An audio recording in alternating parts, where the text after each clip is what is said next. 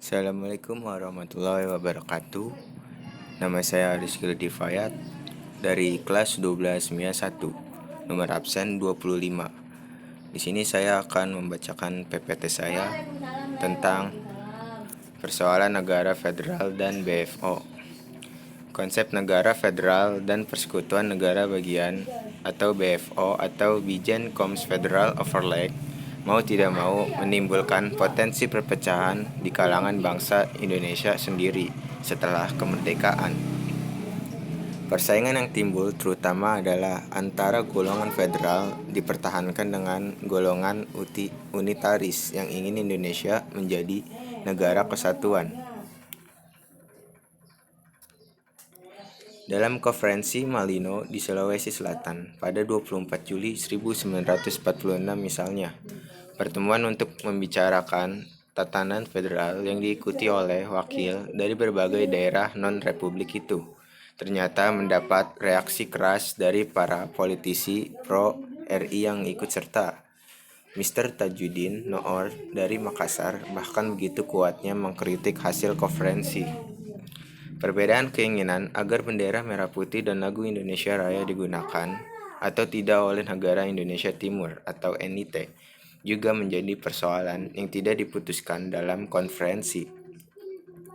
Kabinet NIT juga secara tidak langsung ada yang jatuh karena persoalan negara federal ini 1947. Dalam tubuh BFO juga bukan tidak terjadi pertentangan sejak pembentukannya di Bandung pada bulan Juni 1948. BFO telah terpecah ke dalam dua kubu.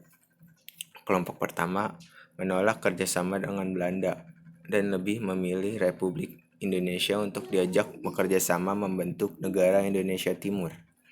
Kubu ini dipelopori oleh ide Anak Agung Gede Agung dari NIT serta RT Adil Pura Direja dan RT Jumhana dari negara Pansundan.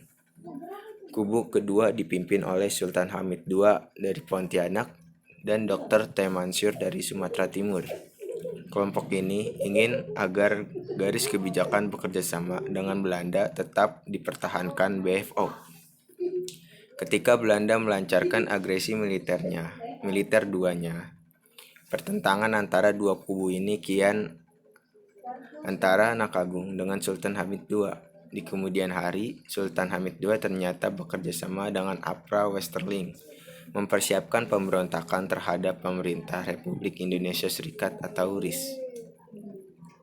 Setelah konferensi meja bundar atau KMB tahun 1949, persaingan antara golongan federalis dan unitaris makin lama makin mengarah pada konflik terbuka di bidang militer. Pembentukan Angkatan Perang Republik Indonesia Serikat atau APRIS telah menimbulkan masalah psikologis. Salah satu ketetapan dalam KMB menyebutkan bahwa inti anggota APRIS diambil dari TNI, sedangkan lainnya diambil dari personal mantan anggota Kenil. TNI sebagai inti APRIS berkeberatan bekerjasama dengan bekas musuhnya, yaitu Kenil. Sebaiknya anggota Kenil menurut agar mereka ditetapkan sebagai aparat negara bagian, dan mereka menentang masuknya anggota TNI ke negara bagian. Taufik Abdullah dan Abel Lapian 2012. Kasus APRA Westerling dan mantan pasukan Kenil Andi Ajis, bagaimana telah dibahas sebelumnya, adalah cerminan dari pertentangan ini. Namun, selain pergolakan yang mengarah pada perpecahan, pergolakan bernuansa positif bagi persatuan bangsa juga terjadi.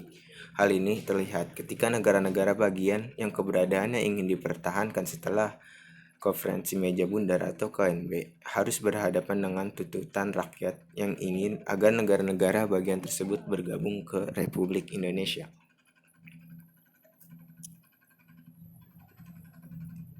Itu saja yang saya bisa sampaikan, kurang lebihnya mohon maaf. Wassalamualaikum warahmatullahi wabarakatuh.